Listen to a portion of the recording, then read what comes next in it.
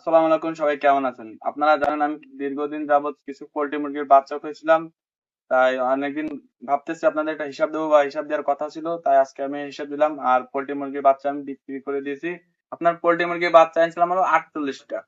আর poultry মুরগির বাচ্চার piece পড়ছিল 22 টাকা করে, অতএব 48 × 22 1050 টাকা। আর টাইগার মুরগি আনছিলাম হলো 5টা, এগুলোর দাম পড়ছে 70 টাকা, অতএব 5 × 70 350 টাকা। আর খাবার খরচ হয়েছে আপনার হচ্ছে 9390 টাকা।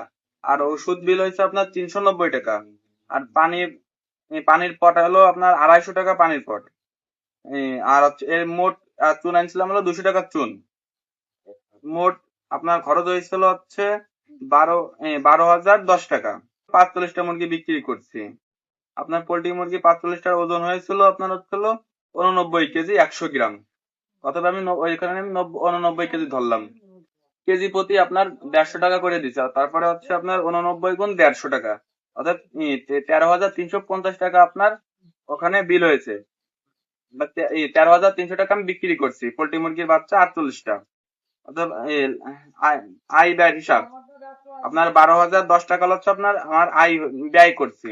আর এখান থেকে আমি 13,350 টাকা আমি আয় করছি। অতএব এখান থেকে আমার মোট লাভ হয়েছে 12,010 টাকা মাইনাস 13,350 টাকা। অথবা আমার লাভ হয়েছে 1340 টাকা আমার লাভ হয়েছে। এরকম ভিডিও দেখতে চাইলে অবশ্যই আমার পেজটি ফলো করে পাশে থাকতে পারেন। খোদা হাফেজ।